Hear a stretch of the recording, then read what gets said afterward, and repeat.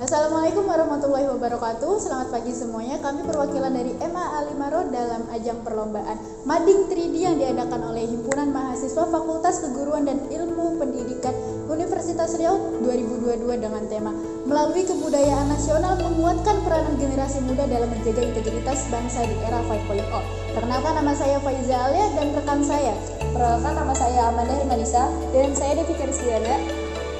Selamat datang di MA Alimaro.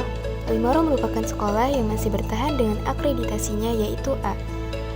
Cerdas, terampil, dan bertakwa merupakan slogan kami dalam membentuk karakter siswa yang unggul sehingga dapat bersaing dalam perkembangan zaman. Mewujudkan lembaga pendidikan yang menghasilkan lulusan yang unggul, berprestasi, serta bertakwa merupakan visi dari MA Alimaro. Hingga kini, Alimaro berhasil mencetak siswa yang berprestasi di berbagai bidang perlombaan, baik di ajang kabupaten, provinsi, serta nasional.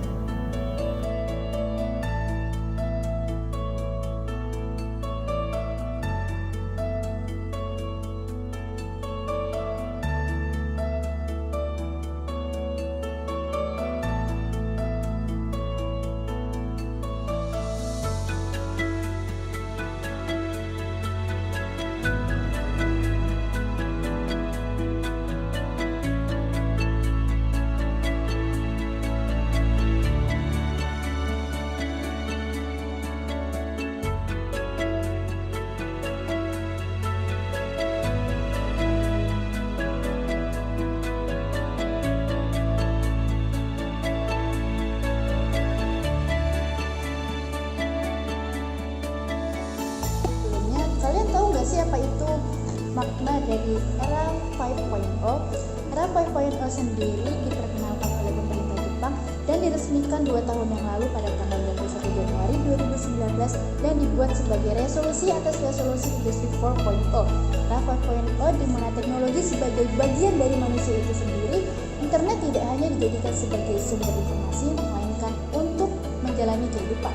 Dalam era 5.0, komponen utamanya adalah manusia yang mampu menciptakan nilai baru melalui perkembangan teknologi, dapat meminimalisir adanya kesenjangan pada manusia, dan masalah ekonomi di kemudian hari. Nah, untuk lebih jelasnya lagi akan dijelaskan apa sih makna integritas dan apa saja peranan generasi muda dalam menjaga integritas di era 5.0. Memang seberapa penting sih integritas itu dan hal apa aja yang dapat kita lakukan dalam menjaga integritas tersebut? Dilihat dari segi arti, secara sederhana, integritas itu berarti menjaga persatuan dan kesatuan bangsa. Di sini, peran kita sebagai pelajar memiliki kewajiban dalam menjaga hal tersebut. Layaknya Bhinneka Tunggal Ika, yang berbeda-beda tetapi tetap satu juga, yang merupakan ciri khas dari kita, Indonesia, dalam kebudayaan.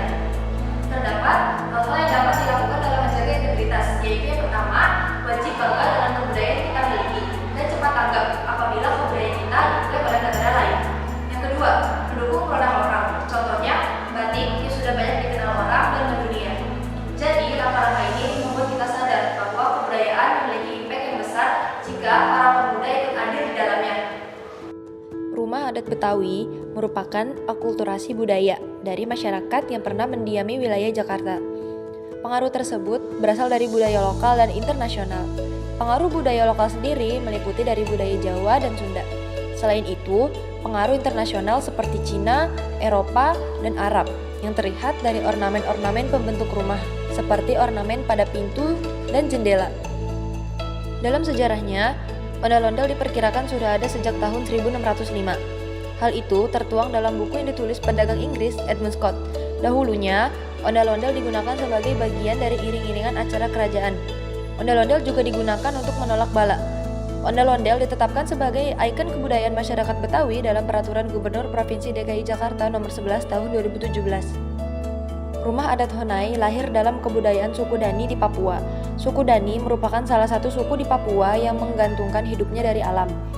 Berbeda dengan rumah adat lainnya, rumah adat Honai memiliki bentuk yang bundar dengan struktur dinding yang melingkar.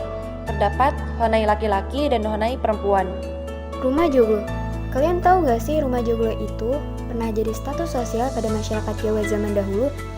Kenapa? Karena rumah joglo ini terbuat dari kayu jati yang kualitasnya bagus dengan harganya yang mahal. Selain itu, dalam pembuatannya sangat Apa sih yang menarik dari rumah joglo itu? Ia memiliki dua atap susunan yang dibuat memanjang ke kiri dan ke kanan. Dengan ornamen sederhana, membuat siapa saja nyaman jika tinggal di sini. Nah, ada nih kebudayaan benda, yaitu wayang. Tahu nggak sih, dulu saat agama Islam menyebar ke Indonesia, ulama kita memakai wayang ini nih untuk menyebarkan dakwah. Wayang di sini juga sebagai media hiburan, pendidikan, dan lain-lain. Yang masih berlaku sampai saat ini karena masih dilestarikan oleh masyarakat setempat. Bagi masyarakat Sulawesi Tengah, terdapat 3 rumah adat yang menjadi titik praktek. Salah satunya adalah rumah adat Tambi yang merupakan bangunan tradisional suku Lore dan suku Kayu. Uniknya, ada 2 garis yang dipadukan dalam rumah adat ini, yaitu garis horizontal dan garis vertikal. Garis horizontal merupakan dasar atau alas dari segitiga yang bermakna sebagai lambang dari hubungan antara manusia dengan manusia lainnya. Rumah adat ini dilengkapi dengan adanya sebuah tanduk kerbau atau tanduk sapi yang telah dikeringkan dan berada di ujung atap rumah, dikenal dengan sebutan Pebaula. Bagi mereka, Pebaula merupakan simbol pengorbanan dan kesejahteraan manusia kepada Sang Pencipta. Selanjutnya adalah alat musik dari Sulawesi Tengah. Yang pertama ada pare. Pembuatan alat musik ini berasal dari bambu dengan bahan bulu tuli dan rotan. Alat musik pare dimainkan sebagai alat musik hiburan pada waktu senggang dan menjadi alat perkenalan atau pergaulan antar anggota kelompok yang bersepakat. Alat musik pare ini bisa dimainkan dengan posisi berdiri ataupun duduk, yang kemudian dimainkan dengan cara dipukul menggunakan telapak tangan kanan atau kiri. Kebudayaan yang terdapat di Papua yaitu papeda. Mungkin kalau di kita yang makanan pokoknya nasi, akan menganggap papeda hanya sebagai makanan biasa, tetapi berbeda dengan masyarakat Papua. Ternyata ada filosofinya yang menarik loh. Masyarakat Papua umumnya memakan papeda dengan helai, yaitu peralatan makan tradisional Papua yang terbuat dari kayu dan hote, yaitu piring kayu untuk bubur sagu. Masyarakat asli Sentani memiliki tradisi makan papeda dari satu piring yang sama dalam satu keluarga. Tradisi ini dikenal dengan nama helai mbai, hote mbai. Dalam bahasa Papua, mbai memiliki makna satu. Filosofi dari tradisi ini adalah ikatan kekeluargaan antara lingkup keluarga, dan makan dalam satu keluarga menyimpan cerita untuk masa depan bagi anak dan cucu. Di sini kita memiliki Monas sebagai salah satu ikon sebagai bukti perjuangan para pahlawan kemerdekaan Indonesia.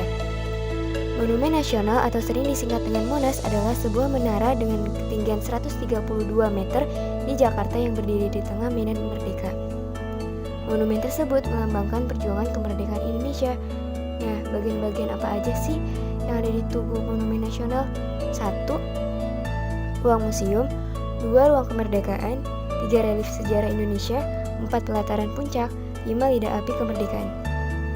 Sosial media adalah sebuah media yang menghubungkan interaksi satu user dengan user lainnya.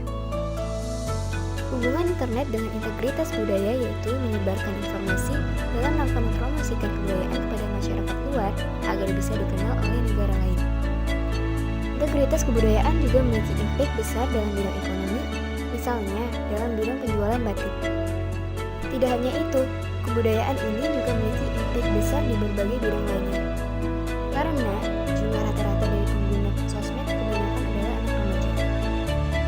Di sini kita sebagai remaja harus memanfaatkan peluang dari media sosial yang sudah disediakan seperti Twitter, YouTube, Instagram, dan lain-lainnya.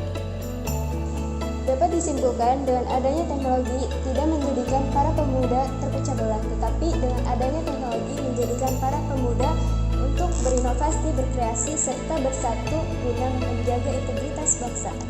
Kami mengucapkan terima kasih kepada Yayasan Pendidikan Islam Al-Maroh yang telah mendukung dan mensukseskan penelitian kami. Kami juga mengucapkan terima kasih kepada Bapak Kepala Madrasah yaitu Ustaz Haji Muhammad Ridwan Haji yang telah mendukung baik secara materi, tenaga, dan pikiran sehingga terlaksananya perlombaan Panding 3D. Kami juga mengucapkan terima kasih sebanyak-banyaknya kepada seluruh Dewan Guru atas partisipasi dan dukungannya sehingga terlaksananya perlombaan ini. Tak lupa juga kami mengucapkan terima kasih kepada para penyelenggara yang telah mengizinkan kami untuk ikut serta dalam perlombaan Panding 3D ini. Untuk pelajar Indonesia di luar sana, tetap semangat, tetap berprestasi dalam menimba ilmu karena kalian adalah penerus bangsa untuk menjadikan bangsa ini lebih maju. Jaya Indonesia!